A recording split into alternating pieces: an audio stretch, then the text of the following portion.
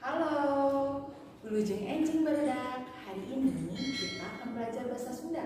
Untuk pembelajaran hari ini, Miss akan membahas tentang endahnya hirup sawiyunan. Untuk itu, marilah kita belajar sama-sama yuk.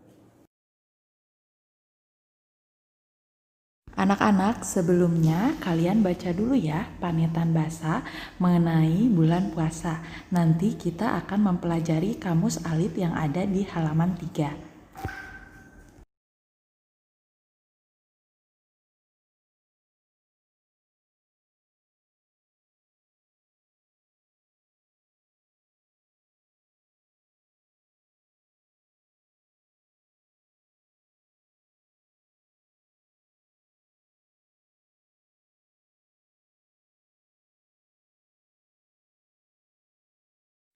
Nah, setelah kalian membaca panitan bahasanya, sekarang kalian hafalkan untuk kamus alitnya.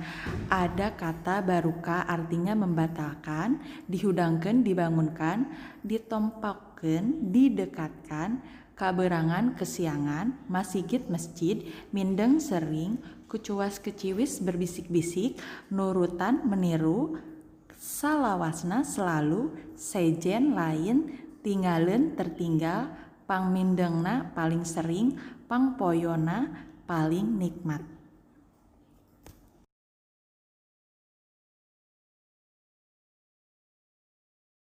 Hatur nuhun.